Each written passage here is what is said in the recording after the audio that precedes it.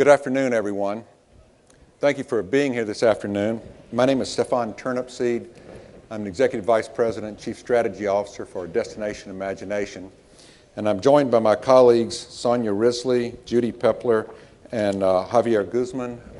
Our bios are in the app, so I won't read our bios to you, but certainly you can take a look at them. I can certainly say that I'm joined by three eminent experts in the field of transformative education, with different perspectives, and they'll give you a chance to have a look at some different ways of looking at education.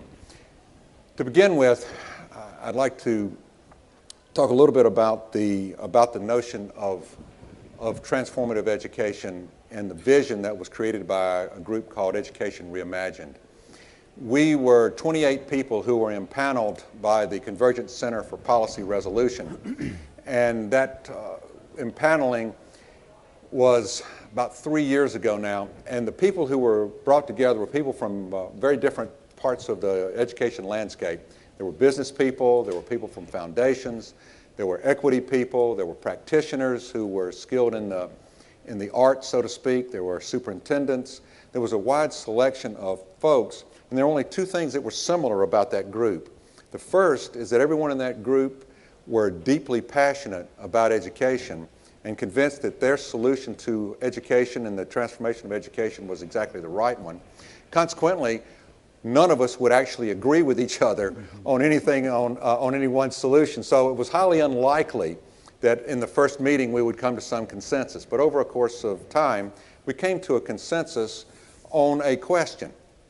And the question was, what would education look like if indeed we did not have the educational system that we have today? And when you begin to ask that question, you have to recognize that it requires you to shift your point of view, shift the lens through which you look at education. Our existing education system, we're all aware, is an industrialized model that's been around for over 100 years, and it's done extremely well at what it was designed to do. And it's delivered very well against that industrial age need. Unfortunately, that world doesn't exist any longer. And the world that our children are growing up in, and my grandchildren are growing up in, is a highly networked world. And when you begin to think about how do you serve that clientele, you begin to really quickly understand that it's not about the school, it's about the learner.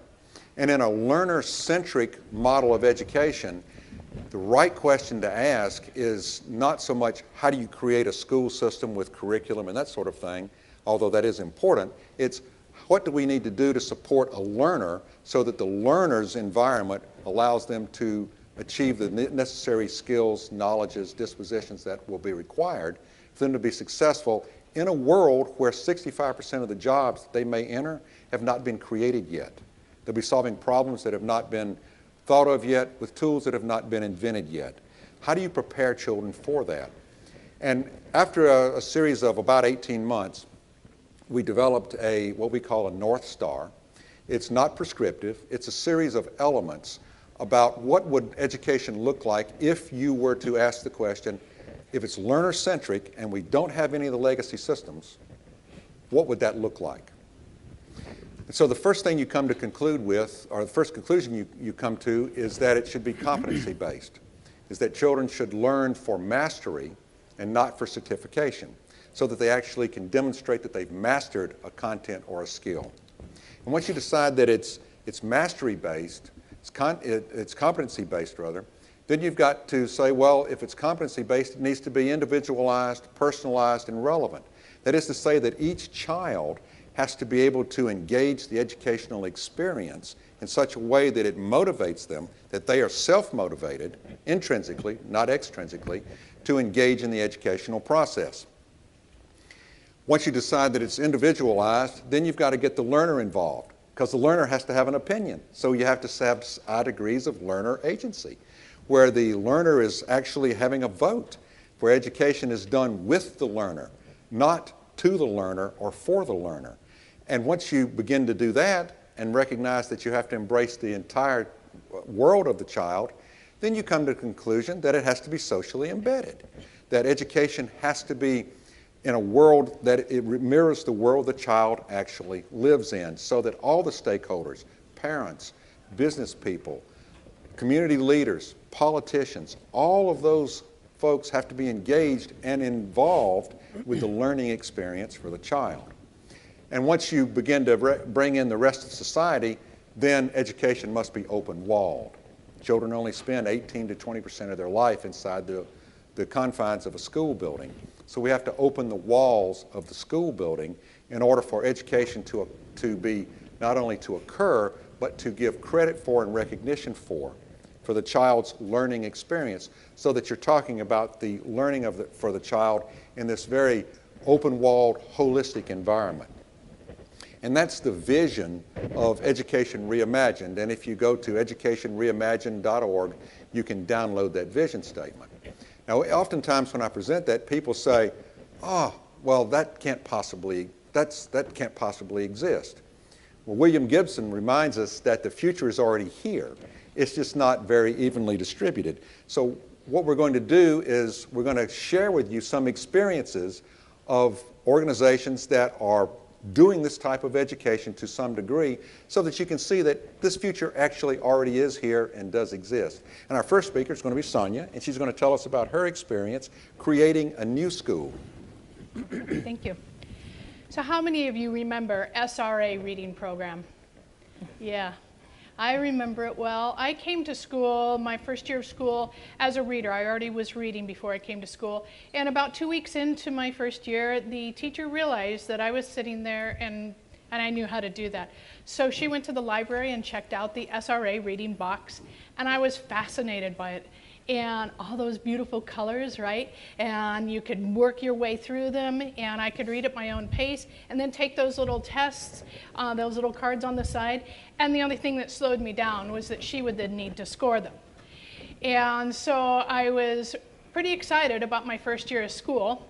And I realize now that Mrs. Perkins really had no idea that she was personalizing learning for me in my reading. And it was a pretty rudimentary way to do it. However, then the next year and the following 10 years, I was in the assembly line. The good part about that, though, was that it gave me a lot of time to daydream and then tune in. I learned how to game school, and I tuned in when I needed to. But while I was daydreaming, I always wished somebody would ask me, if you could build any school, what it would be. And so I developed things all through my life. I've known since I was 4 that I would be a teacher. And so then fast forward to about 4 or 5 years ago. I was in Poway Unified School District for 23 years before I retired just a few months ago. But I had always shared these crazy ideas as an administrator, principal of a kindergarten or K through 5, then middle schools. I'd always shared crazy ideas of what school could possibly be. And so then about 5 years ago, our superintendent gave us the challenge to change the way we do school. And I'm like, now we're talking. And then a year later, he asked me if I would open a new campus, the 39th school in our district, and it was going to be our first K-8. And he gave me carte blanche to do whatever I wanted. He said, Sonya, go for it. I did. So what we did, we started with design thinking, and we are the 39th school in the district, and design thinking, human-centered design, was going to be the focus of our work and still is today. So we started with the parents and the students as we were building the school, literally building a beautiful new school. And we asked them, what do you want school to be? And what do you want to leave behind? And the beauty of it was that we had the same vision as the community that we were building in. And so then we opened the doors with student choice and student voice being right at the center of everything. That students were going to be at the center of every decision. We weren't going to be talking about what time I get to have prep or where my parking place was. Every decision was going to be based around the student. And so we had decided that we were going to let children have the freedom to explore the way that they wanted to learn the best. And we also built a school climate around the students so they didn't feel like they were stuck in our system. So we don't have bells at Design 39. We play music, and when they hear their song playing, then they walk to class. They don't have to walk in silent lines. And we did spend a lot of time teaching them how we would like them to walk in the hallways and how we would like them to act with each other. And we spent just a lot of time with that so that they would have the freedom to be the responsible and capable students they are. And people often ask because they can use their devices. We're a one-to-one campus in our community. Most of the kids bring their own device, and we also loan out Dell Chromebooks to those that can't bring them to school. But they don't want to lose the freedom and the privilege of what we allow them to do, so they know how to act. And it's really fun to take people on tours there, and they are just amazed at how our kiddos act. But then we also knew that we wanted to make sure that the kids were going to be learning in a way that met their strengths, or we call them superpowers. And luckily for us, we found a software company called Wrisley that is a student strength assessment that then also lets them explore their own strengths. So we use that to determine some things about them and find out what careers were they interested in, even at a young age. Because a lot of us know what we want to do when we're young, but then it's pushed out of us through our school system.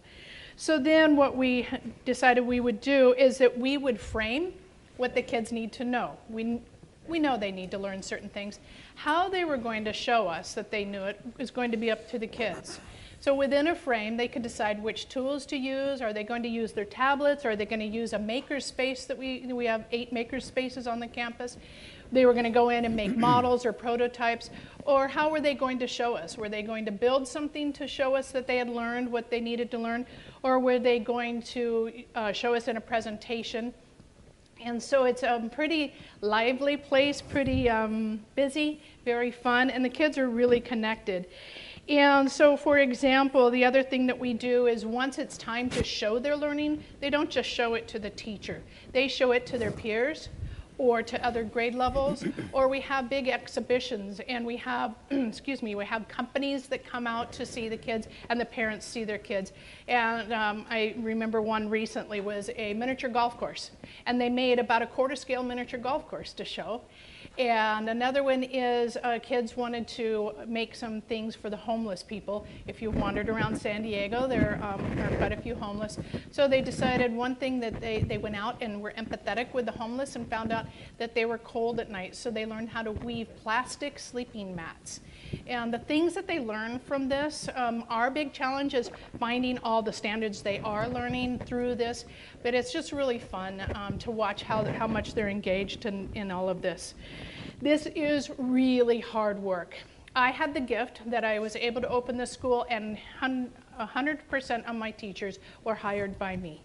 It was not a typical deal where you open a new school and you get some shoved to you and that kind of thing, so I did have a huge gift.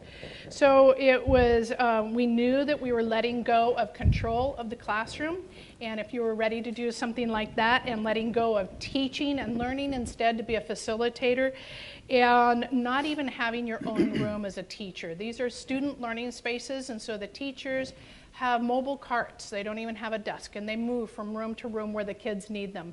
They do collaborate every hour or every day in the morning for an hour before students arrive, and the rule is you cannot be alone. You cannot work in a space without at least your teammates, if not a full grade span or vertical articulation. So it was another big part of building this. So the benefits of all of this has been student engagement. Every time I walk through a room, the students are fully engaged, all the way down to kindergarten and TK, the 4-year-old program. They can tell you exactly what they're doing and why, and oftentimes they'll tell you very quickly because they want to get back to it. Our next steps are going to be to continue to focus on the culture of facilitation, collaboration, and vision. If you don't stay on it, it slips back to the norm. And we need to find more opportunities to learn outside the walls. Being inside of a district that we have to have a field trip, bus and permission slip and all that type of thing, we need to find more ways to get outside the walls. And then also we need to discover more ways for students to drive their own learning. This is just the beginning of what we're going to do for them. And the challenges is that some teachers struggle to let go of control and let go of teaching. And so there's a lot of coaching, directing, and guiding. And sometimes maybe it's not the school for everyone. And then another challenge for us is being a public school with a traditional district structure, and a lot of people at district, we're a 35,000 student district, a lot of them don't understand why we do the things we do, or they think our kids are out of control if they're walking around without a teacher holding their hand or in a line. So it's a lot of teaching other people's, and that's a pretty big challenge. And then our last challenge has been the learning management system. We want to be able to show students growth, not their grades. We want the kids to take control of their growth and how they're doing on everything, and be able to also upload their own evidence of their learning, and then be able to manage their whole progress notice for their parents. So we've worked with one software company that's like a huge cruise ship. They're too slow, they don't turn very quickly, and we're jet skis. So that's been a big challenge for us as well. But overall, we're going to continue to expand this vision, and we're very excited about the plans that the teachers are working on for next year to be able to expand the students driving their own learning. Thanks, Sonya. And you said it was hard work, right? Hard work. It's hard work. It's certainly hard work building a school, bringing it up out of the ground, so to speak, and making it new. That's not the only way that you can achieve these types of environments. Very much about voice and choice. Right. That's what you were saying. Javier Guzman's with us from Big Picture, and he's got a different experience of focusing and learning around children, but in a transitional environment. I think once in New York and also here in California, right? In Los Angeles. In Los Angeles. So, Javier, why don't you tell us about your experience? Sure, and I'll start by saying we love crazy ideas at Big Picture. And something that you said, Stefan, early on was about how school was structured.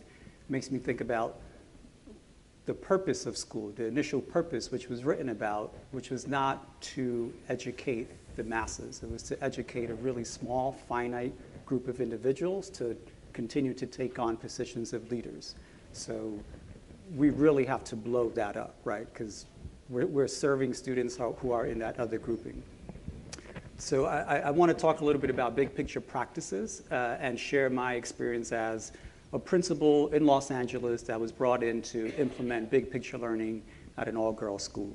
So there's some wacky ideas that are, for us, are not wacky at all, are very rational, very logical, and simple. And some of the practices that you will see at a big picture school are things such as we connect you to your interests and passions by requiring, and requiring is the wrong word. It's actually students who are at big picture schools are entitled, and it's their right to have an internship experience.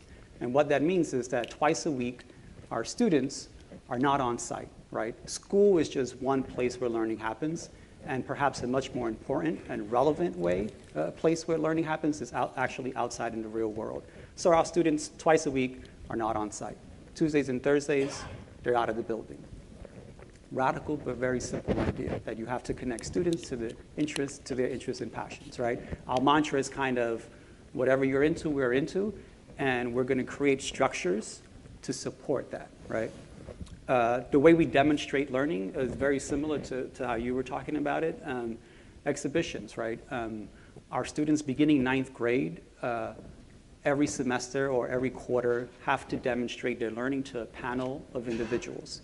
Who those individuals are, they're experts in the field, they're family members, they're friends, they're other educators, and the community at large. So that makes it really relevant. I would say at minimum, those exhibitions are about 40 minutes long, right? So 40 minutes is a long time to BS. And usually in the first 5 minutes, you can tell whether or not a student has really been doing what she's supposed to be doing. So that's a key practice. For us, we really want to measure learning, and exhibitions really offer this space for us to do that. And advisory. Advisory exists in a lot of schools and a lot of districts. It's a common word, a common term. For us, it's really the hub. It's really the home away from home, so to speak, right? We talk about relationships being at the core of what we do, and you can't motivate kids you don't know. So if you're going to get to know them, you have to have a mechanism in place that gets to know them, right? So what is that? So every day, students are with their advisor because those relationships have to be created. those relationships have to be fostered, but there also needs to be reciprocity in those relationships. It's not just me knowing my students. My students need to get to know who I am, right? Because that's how humanity works, right? If you want a relationship with a human being, there's some give and take. So there's a structure, though, for that. So those are some key practices. I want to talk about my experience in Los Angeles, working with a population of students, about 140, 150 girls. New Village is, I think, still the only charter school in California allowed to operate as a single gender school. The students it serves are rather fascinating. About half of them are pregnant or parenting. 30% are foster care or probation youth. About 2/3 of the students enter significantly below grade level in reading and in math. And about over 80% self-identify as having been physically or sexually abused. So this is a population of students that have a lot of trauma, a lot of baggage, right? And there are a lot of opportunities within the district for them to have a much easier path. So we introduce big picture and we change everything for them, right? We say the way that we're going to really engage you in education is to make everything radically different. Even though you failed within that system, we're still going to change it up, right? So we began to do that. And I learned a lot about alternative education, both in LA, but probably across the country, right? If you want to find inequity in our society, in our schools, you go to the alternative education schools. That's where you will see it. It was completely rife with inequity, right? Credit recovery systems all over the place, students being reduced to just, completing packets, right? Packets is like the most popular word at alternative education schools. So we began to transition our practices. And a lot of adults actually were the ones that were saying, well, I don't know about such, giving this person enough trust to go to this internship site by herself. That student was someone who eventually got an internship with Harley Davidson, was wrenching and disassembling and assembling cars and doing all sorts of amazing things. But if you don't offer our students the opportunity to be brilliant, they're never going to be brilliant. And it's a huge pitfall of students who are served by these types of schools when you just regard them as the deficits. So we had to move from this deficit mentality, right? The school has a partnership with an organization called St. Anne's. St. Anne's is a group home. And the students who end up at St. Anne's are, for lack of a better term, students that nobody wants, right? The adults in their lives have failed them, and this is where they've ended up.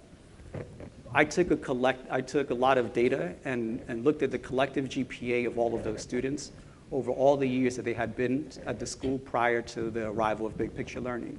And it was 0.2. That's their GPA. That doesn't qualify them for anything. After a semester of hard implementation of Big Picture Learning, that shot up to a 2.1. So now you've gone from students who can't even graduate high school to kids who could qualify to perhaps apply to a 4-year school. And I go back to how did we do that? One is we took their interests and their learning seriously, and we made specific school moves that place students at the center of learning. We didn't just talk about it. We said, this is important to you. Okay, you're going to do this twice a week, and we're going to find out how to get you credit for it, right? Which was problematic. That same student, Brenda, who was interning at Harley Davidson at her exhibition, she brings a motorcycle, and she's tearing it apart and putting it back together and talking to us about engines and also about what it meant to be a woman in a male-dominated workplace, right? And we're like, how are we going to capture this? This doesn't fit into, we know it's STEM, right? But how do we capture learning? How do we credit this? And that's what stops a lot of people from moving forward, because it gets hard. It gets hard to quantify and to qualify those things, right? But we know that if we're going to make learning real, if we're going to make it really relevant and specific and contextualized, then we have to do that hard work of finding a way to really capture some authentic learning and some powerful experiences that our students are having at our schools. I think, am I over? No, you're good. You're good. Thanks. And I think what you can see, there's a common theme starting to develop here, that these in a very challenging environment, certainly in a challenge, but a different type of challenge, putting the student at the center and allowing them to be successful is yielding really, really good results. But you notice both Javier and Sonya said, and it's kind of hard work. And a lot of times we get asked, well, all right, how do you get started on something like this? How does this work? And we're happy to be joined today by Judy Peppler, who's with KnowledgeWorks. And I also want to give a shout out. Dr. Giselle Huff is in the audience. She was one of the 28. And I'm happy to say that the three of us agree 100%. we were in the same group in the impaneling.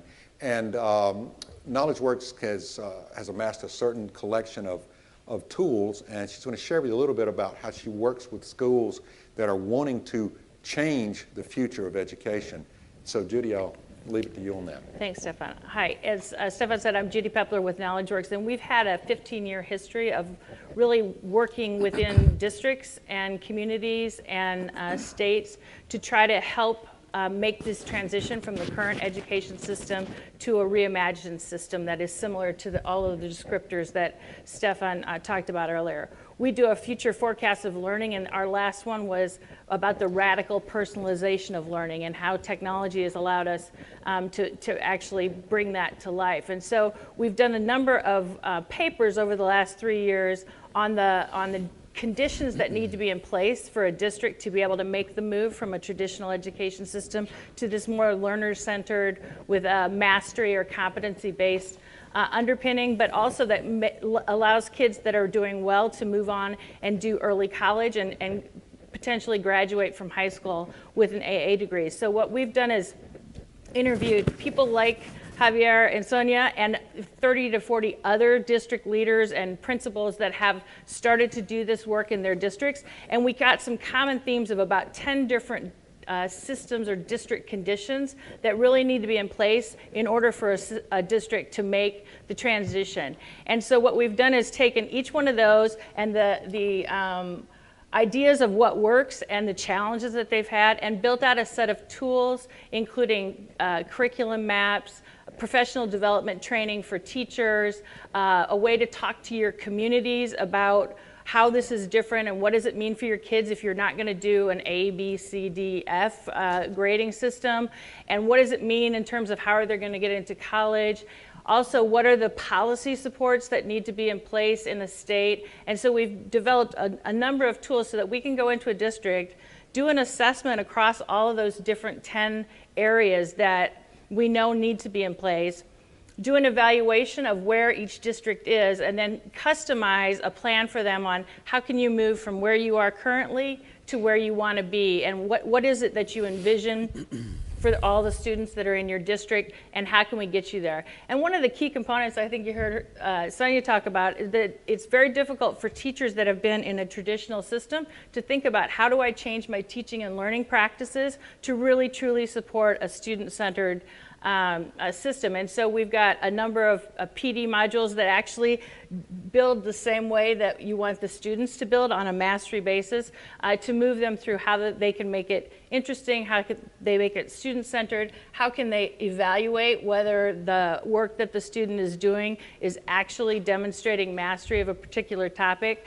And one of the challenges that I think a lot of them have is if you have to develop all of that yourself, it just takes a tremendous effort by all of the administrators and the teachers in the districts to do that. And so we've brought in a few people that have done this a couple of times, like Javier, and said, if you could have had it brought in to help you, what would you need? And that's how we develop the tools. And so we've got curriculum maps, we've got learning plans, we've got project and problem-based learning solutions that we can bring in and use those as the basis to really work that PD with teachers, and then they can customize those for what's happening in their community. We also do a lot of work with employers in the district and try to build those partnerships for the district so that each individual student can see a career path to a job in their community. And so, for instance, we're in Marysville, Ohio right now, and there's a huge Honda plant in Marysville, and Honda was having a difficult time finding employees that they could hire that had the skills that they needed. And so we brought Honda to the table with the district design team, with our folks, and we back mapped all the curriculum all the way through the pre-K 14 system, so that now kids in Marysville can, if they want to go to work at Honda, they can see what the job options are for themselves. They can follow that path all the way through, and they can graduate high school with a certificate that Honda recognizes and will hire them immediately. They also have the option to go on to a 4-year degree, and many of them do, but at least they understand where they're going, and each individual student has their own individual education plan to go to. So we're all about supporting this movement and having the right tools and the right training for administrators, for parents, for teachers, so that they can really understand how the system is different than the one that they know, because everybody knows education because they went through it. And then what are the supports we need to put in place so you can make the transition from the traditional to this new imagined system. Super, thanks, Judy. And we're going to be going to you guys for some questions here in just a moment. So be thinking about some questions you might like to ask. While you're thinking about that, Javier, remind me now, the age, the grade range, the grades that you're serving in your school here in LA are, what are the grades? High school, 9 through 12. 9 through 12. And Sonya, what was the? We're kindergarten through 8th grade. K through 8. So a K through 8 and a 9 through 12. One question I'm sure is on everybody's mind. You both have a student-centered environment where the children are voice and choice, you called it, the internships. Come on, can you really trust kids? Can you really? I mean, after all, you know those days that they're out of the school building, they're goofing off, right? I mean, those kids, they're wandering the halls aimlessly, right? Is that what's happening, or can you really trust these kids? You can totally trust them because they're doing exactly what they want to do. They're interested in the topic that they're exploring, and they really want to learn more about it. So once you put it in their hands, rather than us telling them, here's what you need to study today, or here's what you need to research, they're just so fully into it. And like I said, they don't want to lose the privilege and the freedom that they have, and so they are right on task. And our statistics, in the 2 years we've been open, we've had 1 suspension. Wow, only one? 1 suspension. Wow, that's incredible. Yeah. Javier, they're off campus. I mean, how do They're off how do you track campus, them? and I remember like specific conversations with probation officers about why, if their client was at our school, they had to be at an internship. On the other end of trust is control and compliance, right? Yes. And that's something that if our schools are really going to thrive, you have to move away from, right? We have to move to this place of agency and trust. And not just talking about it, right? Like, oh, I see that you trust me because I am doing this now, right? Like, show me the structure. If it doesn't appear on the schedule, if there isn't a structure in place that says we trust you, then it's not happening. And so I think key is inserting those structures that really get to show students that you trust them. How's business and industry, Javier? How's business and industry responded to the internships? Have you had really good response from the industry? Are the industry people saying, "Oh, whoa, now hang on"? No, we've never had a problem. Yeah. We've never had a problem finding organizations, nonprofits, businesses that have wanted to take on our students. And I would say very quickly. There's this idea of inequality, equality and equity, and there's a common image right now where there are boxes, and one says equality and everyone has the same amount of boxes, and then one says equity, and they have different boxes. And one of those boxes for us is the community. Right? Mm-hmm. It is the businesses and organizations that are really willing to take on our students. And I would say that equity in schools is not completely possible without community involvement. Mm-hmm. Judy, isn't that one of your hallmarks? I completely agree. And I think the other thing that's really beneficial when you get businesses that get excited about this is to also send the teachers in for internships at those businesses, because then the teachers really understand what it is that they need to be relaying to those students so that they understand what they need to do when they get there for their internship. So it's a combination, and most of them, in the example I used, Honda put some of their training and retraining dollars on the table to help support some of that work because they knew they wouldn't have to spend it on the other end when they got a qualified employee that came out of the system. Go figure, a qualified employee, you don't have to spend a lot of money training. Huh? Yeah, exactly. Let's go to the audience. I know you probably some of you have questions. Anyone have a question? If you would please stand and just, if you don't mind standing, and if you could face that way and say your name. Hey, Alex Waters. So my question had to deal with sort of what you mentioned, developing new sort of school models in kind of a larger context. Like, what do you think is the best way to make sure that there isn't sort of backsliding? Because you mentioned before, like if you don't kind of stay on the people who are there, or you're doing it in a district and you're kind of a one-on-one, and I would imagine sort of your situation is kind of a one-on-one as well. Like, how do you figure to get more people sort of involved in that and making it so that it isn't just these one-offs here in this district and these states and things like that? So something about scalability, is that, how do you scale these good ideas? Is that that's really the... I mean, like, yeah, how do you figure out how to make it so that these models aren't just in one school and one district, and one other school and another district? Okay. And kind of get a groundswell even within inside the district. So how do you scale it? What do you guys think? So for me, we did a lot around teacher leadership, and so that when I retired, they would still continue on. They wanted to be a leaderless school and be a teacher-powered school, but it was a little too soon for that. But so there's a lot of that, and then that started to gain a lot of interest and momentum within our district in the 38 other schools. So the other thing that we were doing, we were thought of as a lab school, and we gave tours all the time. And then we started having people coming back and saying, hey, can we sit with you in collaboration? So then more and more schools in our district over the last 2 years have really started to really rethink how they're doing things within right there in those schools. And then just we're wide open for tours all over the place. We've had them all over the world. And we share everything. We have nothing copyrighted because we want this, our ideas to spur other ideas. Ours may not be the only, I know they're not the only, and they're not necessarily the right idea everywhere. So we want people to just be prodded by our thinking. So last year we had 180 tours go through the schools, and sometimes it was 2 a day. So it was good for me. I was in the classroom a lot, and then student tour guides and everything. So that was one way. Javier, you're a charter school, right?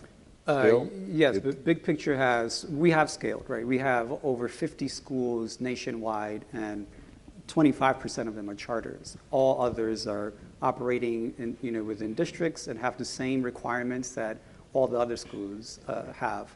I think as far as scaling, it's also complicated, right? The way we regard our students, one student at a time, is sort of like one district and also one school at a time. We feel the talent pool is there, but how we execute on a vision and practices is really by engaging around these ideas and allowing folks to have their interpretations of these ideas, so that a big picture school in New York City, my big picture school in New York City doesn't look the same way the one in LA does, because it's just different contexts, right? The district and the state has different requirements, but they're pushing along the same ideas.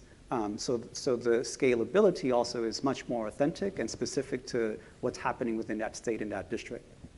And I would echo that. If you can go see it, a lot of times then others get excited about it and say, gee, what could be the possibilities for our district? And if it's a larger district, we often recommend that they have pilot sites, or they have certain feeder patterns, so that you've got an example of what it could look like, and then you can bring others in the district and get them excited about it. If you start at the place where the teachers and the principal are really excited about it, you've got a way to go forward, and then the rest of the district starts looking, and if you start getting the results that we're seeing, then the rest of them say, hey, I want that in my school as well. It's also really important to engage the rest of the community and the parent community, so they start demanding that and wanting that for their kids as well. I think one of the common themes you may be hearing is that the theory of change is very much a networked theory of change. It's not something that generally is you have to have policy cover so that you can change it under the policy umbrella, but it's very much about networking and a networking of practitioners and networking of people in the community who want to make change. But it's a very much different model than what we've seen in the past, where we've seen change on an institutional level. I saw a hand, a lady in the back with purple. I think that's purple. No, well, you're the right one. I can't see the color very well.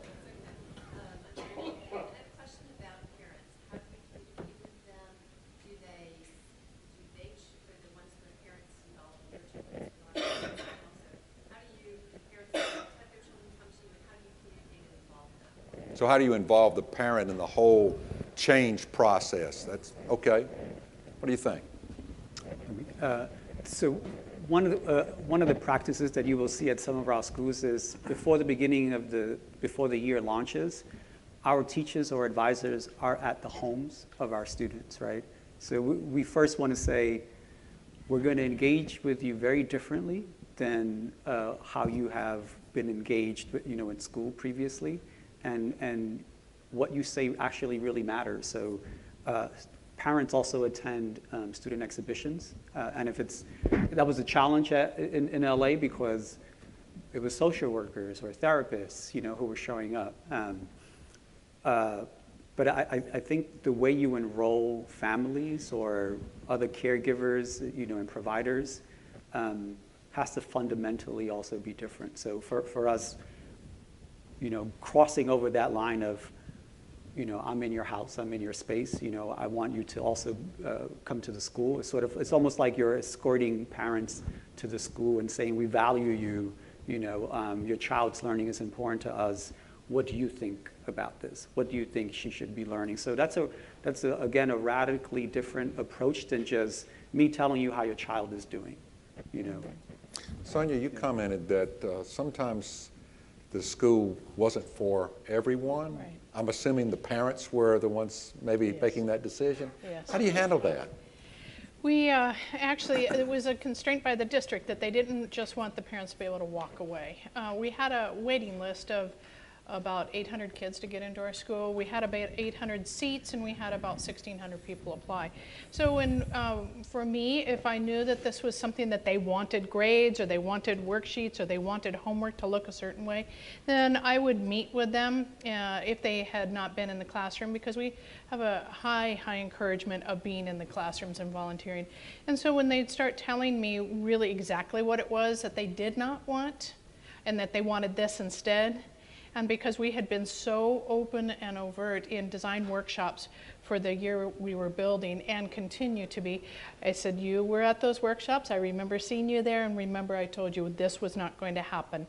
And there's a school right across the street from your house that you can go back to. And then they would, oftentimes leave.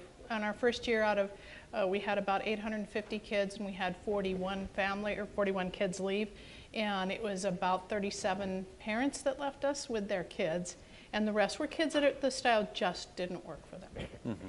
I would just say that that research I talked to you about the different places where it's happening, and it doesn't look the same, just as you say, everywhere. There's also strategies that a lot of them used in terms of how they communicated with their parents. So as part of our initial assessment, we will work with the district to say, how do you typically, communicate with your parents or get your community involved, and then talk to them about other strategies that we've seen across the country that might work, to see which ones would be best for them and their community, because it is very contextualized based on what your demographics are and what the district already has in place and what capacity they have, frankly, to be able to do that kind of communication on a broader basis. I think I saw two questions right here in the Rob, and then you.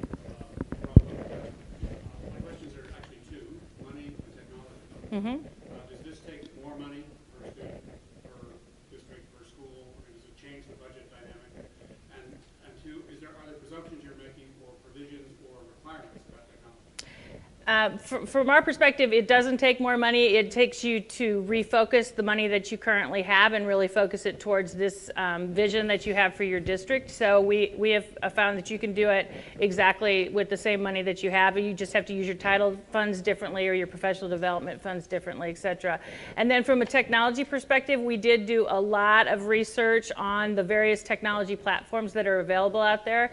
And so we actually have a preferred provider in terms of assessment with Mastery Connect, who is a Salt Lake City platform, and they can work with any LMS and are very flexible in terms of trying to minimize the amount of times a teacher has to input anything anywhere. They're very good about trying to work with whatever system is available in that district, but we will work with whatever you already have in place if you already have something other than that provider. But it's very important because that's the key to really be able to look at student data and see what's working, what's not working, where is each student on any given standard on any given day, and what's the intervention I then need to come with to address where they are.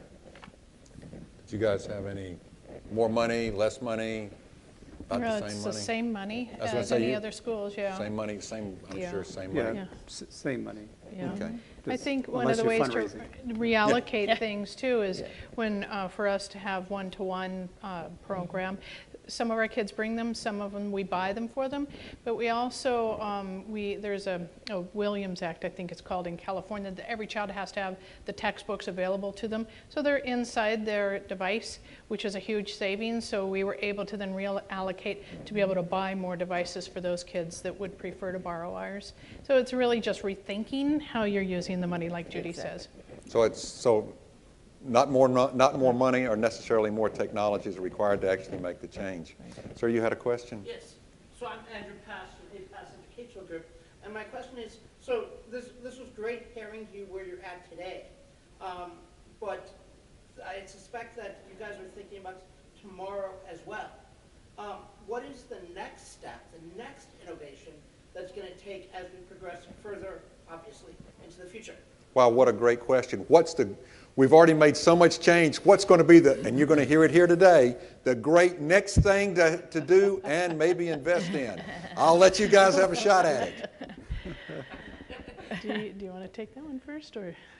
Well, I would say that I think we got to stick at something instead of going to the next great thing. Quite frankly, I mean, so what you heard from them is it's hard work. It is hard work, and you have to take a systems approach to it and figure out where am I right now, what's the vision that I'm trying to move to, and what are the tools that I need to have to get me there, and then just keep after it. And great, if there's some great new silver bullet that comes along, I'm sure people will be all ready to sign up for it, but I don't think that's really the way you're going to change the system of education in this country. You have to deal with the reality of the system that you have in place and figure out the best way to transition that system to the new vision. The other part that I would add to that is that we've left education alone for so many years, and kids have changed, the world has changed, and so really for us, we're always just watching our kids, we're getting feedback from them and from their parents. So I can't tell you right now what it's going to be next year or in 2 years. We're working on things right now for next fall, and we're going to regroup the way we have our kids. But a lot of it's, I would say 100% of it is listening to what the kids need, because we can't predict the future of work. We don't know what these kids are going out to. Because their jobs aren't even invented yet. So we just have to watch what's happening day to day and year to year and listen to what our kids need. Oh, yeah. And it's here already. The next big thing is called, personalized learning. And for us, though, we have very strong opinions about what that means and doesn't mean. So for 20 years, we know that personalized learning does not mean control over pacing. For students who are demonstrating proficiency in the same curriculum for all of them, right? Yeah, right. We know that personalized learning, if it's not starting with students' interests and passions, it's not personalized, right? So we've been doing that is, how do we bring that to larger districts, and get more people involved in doing this kind of personalized learning, and also rejecting this very narrow vision of what that is, And we're going to be, I'm sorry, we're going to be out of time here in 1 minute and 14 seconds, so I'm going to have to kind of wrap it, and they're very specific about how long we have to. We will be up here afterwards, so those of you who wish to ask questions can please come up and we can chat here or out in the hallway. But let me kind of draw a few parallels and pull this together for us a little bit. The common theme that you've heard and the common theme you will continue to hear in education is around focusing on children. With the reauthorization in the United States of the Every Student Succeeds Act, we will be moving very strongly to competency-based education. We'll be moving very strongly to a world where technology is a liberating influence that children will learn to use as a tool. And when we begin to think about what's happening, we're seeing the largest shift in power in the history of the country between the federal government and the state's government as we begin to move control of education. So I think one of the next really big new things you're going to see is all of you in this room and all the parents and the communities are going to have to deal with a really big question. The dog caught the bus. What are you going to do with it? Thank you very much for being here, and let's give our panel a good hand.